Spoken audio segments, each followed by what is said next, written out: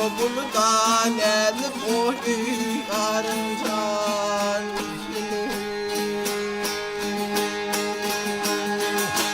Eyleme eylindeki yer durulum asın Eylıntıtma yarımı boyu çıkmaz nasıl Elinde yarımı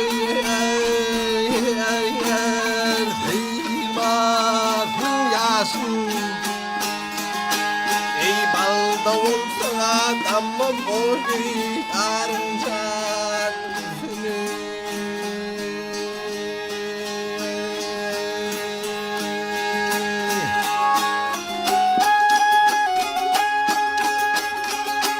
Ey tersen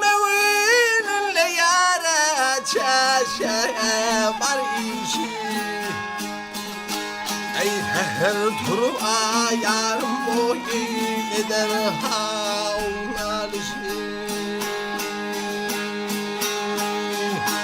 Ey erilmedin yarım yer harikın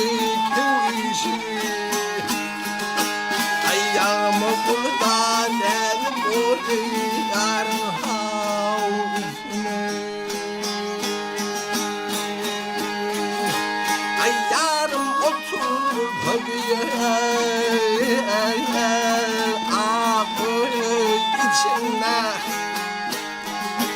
Ay heyran etti ya bağıya ey bozan yer içimi Ay hayırlı günüm armağan içinde Ayağımı buradan elip oynarından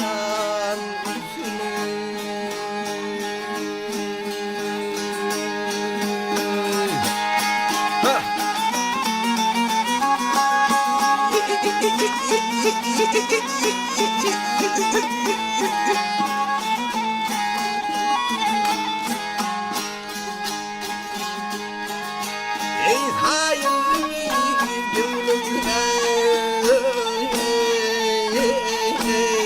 armağan içinde Ay balda olsan ama yani yarınca